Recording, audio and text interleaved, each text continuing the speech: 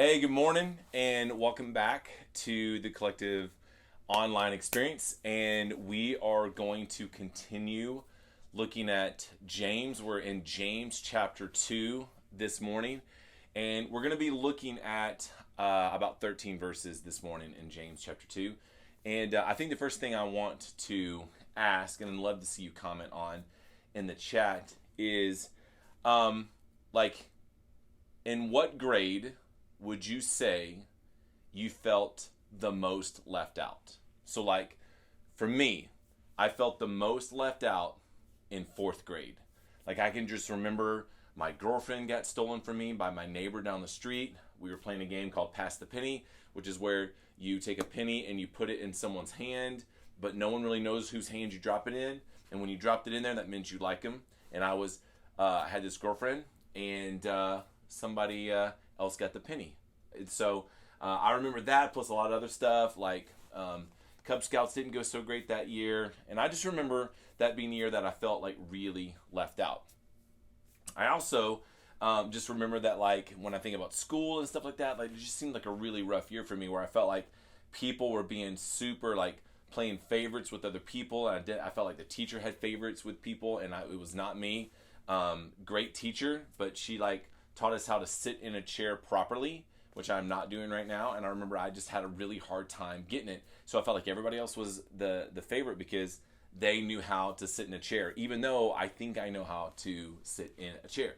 But, like, I just remember these memories from fourth grade. It was just a really rough grade where I just always felt left out, always. And as we think about today, we're going to be looking at some verses that literally talks about partiality. Like, again, James was writing to individuals who were a part of a community, a part of a church, and these churches are all over. He had begun to get word that things were happening inside of the church that didn't line up with the way that the church should be. And so he writes James to help these bodies of believers, to help these churches be able to begin to know what behavior needs to be tweaked and changed, and know how to try to get back on track, back where we should be as the church. So obviously it's individuals that was receiving this, but also this body of believers, really just these churches, these people coming together as individuals and families that were getting this message. And so just like in fourth grade, no one likes to feel left out. No one likes to feel like other people get favoritism or other people get favor over them. Nobody likes to feel like you are not wanted, and especially not only that you are not wanted, but someone else is wanted more. That's one of the things that still in my life, when I don't feel seen, it is one of the things that really cuts deep inside of me, is not feeling seen, not being seen for who I really am and what I can offer and what I'm able to contribute. So here are the verses in James chapter 2.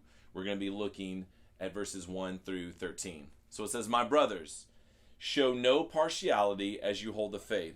Right off the bat, it doesn't, like, James isn't playing around. It's almost like last night when we had a little family meeting. You got to get right to the point. Like, here's what we're talking about. James, after he addresses "my brothers," then says, "Show no partiality as you hold the faith in our Lord Jesus Christ, the Lord of glory. For if a man wearing a gold ring and fine clothing comes into your assembly, and a poor man in shabby clothing also comes in, and if you pay attention to the one who wears the fine clothing and say, 'You sit here in a good place,' while you say to the poor man, 'You stand over there,' or 'Sit down at my feet,' have you not then made distinctions among yourselves and become judges with evil thoughts?" Man, when I think about that story, it reminds me of when I was at a church in Texas. We were doing something on a similar idea of accepting everyone. And we had one of our small group leaders, he decided to take it a little extra. We were just like, "Hey, just dress a little, like, shabby and come in and kind of look like maybe you had been sleeping on the street and didn't have, you hadn't eaten and showered in a while." And he didn't shower for 3 days. He just got really method and got into it. And fake teeth, fake hair, just kind of ratted out his clothes and rubbed them in the dirt. And like I said, did not shower. And went and got a shopping cart and just kind of loaded it down with sleeping bags and things like that and parked it in front. And he walked in during our kind of lobby during like the beginning part when everyone's just kind of hanging out and stuff like that. And afterwards, we revealed to the students, this is what had happened. Hey, this guy was doing this, and here's the things that he told me before. And he actually said, he's like, actually, most people were really, really nice to me. Like, they asked me how I was doing, they offered me a cup of coffee, things like that. But what happened more than not is there was really no one that was super rude. Is most people, you could just tell that they went out of their way to ignore me, that I didn't make them feel comfortable, and therefore I didn't feel accepted because of the way that I looked and stuff like that. So he was like, no one was really super rude. They just did not, you could tell that they just made their way away. And so even in that, there's this idea of someone who did not have a lot had a different experience than some. Now, this is an example with 6th through 8th graders. And so you have to understand that in context, this is 11, 12, and 13-year-olds that we're doing this experiment with and then helping them to understand. But if you magnify that to the fact that the church is beginning, and it is beginning to expand out, and it's expanding because of persecution, it's expanding because people want a better life, it's expanding because people are moving out of Jerusalem and moving away and going out. The church was beginning to build and was now again, the church was also still very, very heavy at this time with people that have a Jewish background. And so when James begins to write this, he is writing this to people that are helping them understand, hey, I have heard this. Let me make sure that you understand the standard of what needs to be happening. So he says, if a man wearing a gold ring and if a man walking a gold ring and fine clothing comes into your assembly, and a poor man in shabby clothing also comes in, and if you pay attention to the one who wears the fine clothing and say, you sit here in a good place, while you say to the poor man, you stand over here or sit down on my feet, have you not then made distinctions among yourselves and become judges with evil thoughts? I think what is hard about this verse is it's very easy to kind of say that I don't do that I don't show favoritism, that I don't show partiality. I think it's when you look at this and you think about what was happening in this time, that as the church was growing and as the church was kind of learning how to be the church, that what began to happen is people began to make choices based off what could be done for them. Hey, what is best for this church, for the leaders? Like, what is best for the church? And so what I'm going to do is I'm going to look past those that don't have as much, and I'm going to look to the ones that do have as much. It's kind of like when you're talking to someone and you can tell they're looking around the room to see if there's someone more important than you that they can go talk to. Man, when that happens to me, I don't even know what it makes me want to do. And I know that I've done it too. So, I'm like the super hypocrite. But this idea here is that we would give preferential treatment over an economic situation over someone who, for various of reasons, for a variety of reasons, may not be able to have that same level of economic success, or may not be able to have that same level of money, that same level of financial success. We are saying, you come here and sit in this good place, person who can provide for me better, person who can do more for me because of your wealth, do more for me and do more for the church because of what you have as a resource. You sit here in a good place, while you say to the poor man, representing and saying those that did not have, you stand over there or sit down at my feet. So there's this idea of you sit here in a good place if you're rich, and if you're poor, you go stand over there, not even worthy to sit. And if you do sit here down at my feet, almost as if you were here to serve me. And it goes on in verse 4. Have you not then made distinctions among yourselves? What that means is, have you not then brought disunity to the fellowship? Have you not, if you show favoritism of someone because of an economic deal, then you are bringing division. You are breaking unity with what needs to be happening, because you are making distinctions among yourselves and become judges with evil thoughts. So not just are you showing partiality, you are now becoming someone who in your brain, you are becoming evil with those thoughts. you're becoming against what God desires. You're becoming against the way that God thinks with your thoughts. And then it goes on. Listen, my beloved brothers, has not God chosen those who are poor in the world to be rich in faith and heirs of the kingdom, which he has promised to those who love them? There's always this idea that those who are poor, that they have to rely on faith more. And so even though they may not have a lot financially, have a not like possession-wise, or have a lot materially, they have this gift even. A lot of commentaries are looking at it like they have this gift even, that the fact that they do not have much, that they have to rely on faith in a way that maybe someone with wealth does not have. Listen, my beloved brothers, has not God chosen those who are poor in the world to be rich in faith and heirs of the kingdom, which he has promised to those who love them? But you have dishonored the poor man. Are not the rich the ones who oppose you? So here's what's crazy about all this stuff that is happening right now, is that the rich were actually the ones that were opposing the ones that were in the church.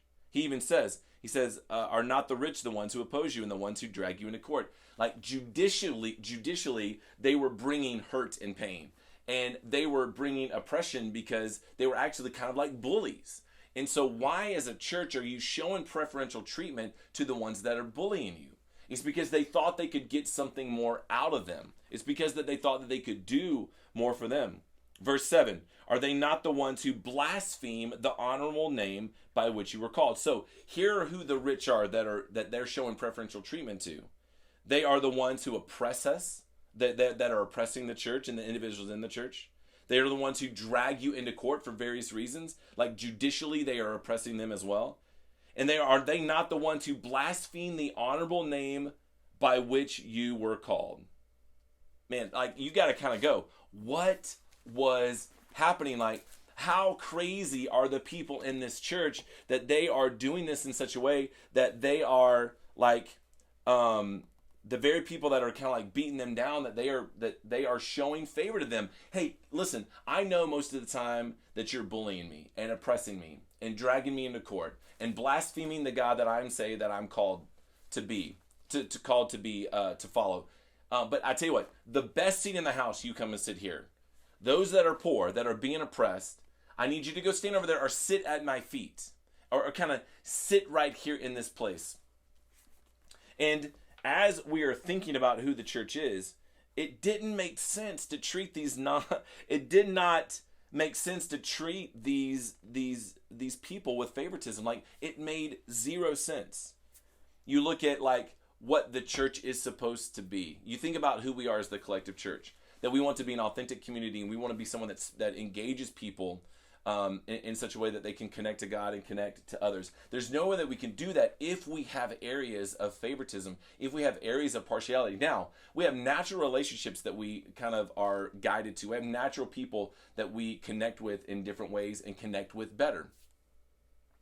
I understand that there are different levels of community, but what this is trying to show us is that inside the church, there were people that were given higher standing because of their economic wealth, because of the fact that they had, and then there were people that were oppressed inside the church because of what they did not have. And James is trying to help everyone understand, listen, you need to understand that this is not the way that the church is supposed to act. That you're actually giving favor to someone who oppresses you, someone who brings you into court, and someone who blasphemes the God that you say that you want to follow. And then I think about who we are and be like, man, we would never make that mistake. Well, I think we have to be careful to look at this and go, okay, obviously this is kind of a cautionary story, that as we read this, that this was really happening at the start of a church, of the church. And as we look at who we are in the beginning of this thing, we're 7 months into this thing that we call the Collective Church NWA journey as a church. It is cautionary to us to look at it and go, we never need to, any leadership that is involved in the church, we never need to show any favoritism of someone because of what they can give us over someone else that may not have enough. Someone that may not be economically in the same way. It goes on in verse 8. It says, if you really fulfill the royal law according to the scripture, you shall love your neighbor as yourself. you are doing well. But if you show partiality, you are committing sin and are convicted by the law as transgressors. For whoever keeps the whole law but fails in one point has become accountable for all of it. Now, it's almost like the idea of people were like, hey, and he's about to talk to it, like, I'm not murdering, I'm not being disrespectful to my wife and all that kind of stuff. So it's like they weren't recognizing how this was transgressing, how this was not God's design for the church. It's almost like the mindset was, I'm not doing these horrifically public things, but what James is trying to help them understand is, listen, you are a transgressor because of what you are doing inside the church. It says, you shall love your neighbor as yourself, you are doing well. But if you show partiality, you are committing sin and are convicted by the law as transgressors. For whoever he keeps the whole law but fails in one point has become accountable for all of it. For he who has said, do not commit adultery, also said, do not murder. If you do not commit adultery but do murder, you have become a transgressor of the law. Helping them understand, look, just because you didn't do this other thing, if you do this thing, you are a transgressor. You are against what the law, what the boundaries say, what the guardrails say you're supposed to do. So the way that you are leading this church, the way that the things are happening inside that church, it is transgressing. It is going against the purpose and focus and vision of the church. And then it goes on to say in verse 12, so speak and so act as those who are to be judged under the law of liberty. For judgment is without mercy to one who has shown no mercy. Mercy triumphs over judgment. Man, James is basically helping the churches understand that, look, many of you don't have buildings. Often, actually, they would kind of meet in maybe a large room in someone's house that had a bigger home, or maybe even come together and like rent a hall. Because there were no buildings. It kind of sounds a lot like the collective church. We rent places out and we go in, are a part of it. But wherever they met, it was never supposed to be that they're welcomed in hierarchy. That they're welcomed in without, one commentary even said, without servility or snobbery. That there was to be no snobbery inside of the church. See, the way that James writes this out, the way that James writes this out is like he knew in his brain the church is misunderstanding who is important. The church is misunderstanding who has value. Instead of everyone has value that comes into the church, they were beginning to show more value to a certain demographic than they were to show to another demographic. And what it was doing is it was bringing division. It was bringing disunity. It was dividing what was happening. And instead of the church being a place of community, instead of the place being like Acts 2:42 through 47, a place of prayer and a fellowship and an eating together and praying together and fellowshipping together and doing life together and community happening together, that there was division because of the fact that the rich were being shown more favor and more partiality than the poor. And I think that Jesus had a place in his heart for the poor. I think that often, Jesus was someone that cared for them practically and wanted to see them succeed. I think that James understood that the church, that you cannot have selective obedience. Hey, I'm not going to do these things and these things because those are really bad and against the law. And so I'm going to serve time because of them. But I'm going to do this because it furthers the vision of the church, because, hey, you got to show the rich people more attention.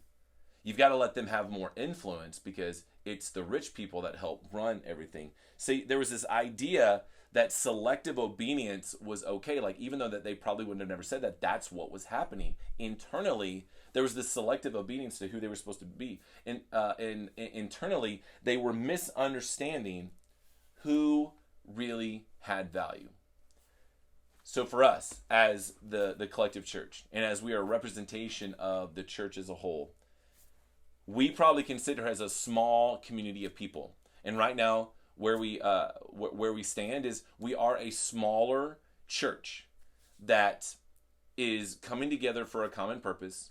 We're a church that's trying to learn from the early church. We're a church that's trying to learn from James. We're a church that's trying to learn from the things that we're discovering and learning in in our small group times that we have in our homes, and as we come together in the gatherings, learning from what we were supposed to take into experience from the Lord's Supper. But we've got to be careful that we understand that as this new community, that we never allow any partiality, any favoritism to break unity or to bring division. If we are going to be a church that is based around who Jesus is and what he has done for us, and the fact that we want to connect authentically to that Jesus and then to connect other people to each other, like if we want to be an authentic community, we cannot have anything that breaks unity. We cannot have anything that brings division. We cannot have anything that shows a group of people based off what they have resource-wise over another group of people that doesn't have. Now, that doesn't mean that you can't lean into wisdom, that you can't ask questions. That doesn't mean that certain people don't help out in places. What this is saying is you cannot build or you cannot function as a church when the people are keeping a group of people from being able to really experience the truth of the church because of the fact that they don't have, and that other people have, and therefore they get better things. And then just the lunacy of the fact that they were allowing these rich people who were already oppressing them and dragging in the court, that they were allowing them to have favoritism doesn't make sense anyway. It just kind of helps you understand that maybe even incredible things like the beginning of the church, that there are decisions that are made that, man, you've got to make sure that there's someone that is helping hold accountable. So here's what we want to do as the collective church, as we're walking through James and as we're learning about the early church. We want to be evaluatory in everything that we do. We want to make sure that everything builds authentic community. We want to make sure that we never set up any kind of a system that people feel like because they don't have as much, that they don't have the same level of value inside of our church. What we want to make sure is that we set up everything that we can engage people to connect to God and to each other. We want to make sure that there's never an instance that just because we're not embezzling money and we're not, turning away from scripture and things like that, but we're kind of showing some favoritism, that we don't have selective obedience.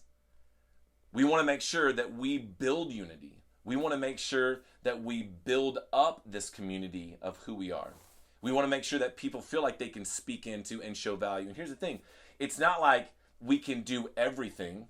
And it's not like everything that is mentioned or everything that's talked about that can just automatically be put into place. But what I believe that the truth out of this passage is that no one needs to feel like, hey, just come over here and just, this is your place, okay? It's not the place of honor. It's not the place that brings influence. It's not the place that we want everybody to see who you are. That we just need you to stand over there, get away, or just come sit right here by me. Almost as if a servant or as if you were less than. We want to be a church that learns from this, of churches that have gone before, that learns from this and say, we want everybody to feel like that they can come in and bring value too. So as the church, as who we are, when you look at chapter 2, verses 1 through 13, man, that you could almost do weeks just on this idea of what was happening inside the church. And this is a brief 20 to 25 minute deal to kind of open up conversation and stuff like that. But this early church lived in a very partial age. A very partial age. There was a lot of people that were showing partiality. We want to make sure that we recognize that the invisible of people matter. We want to make sure that we never misunderstand who is important. We want to make sure that we never bring divisiveness because of showing one group of people partiality based off economic status or what they can do for us or because of their resources over another group.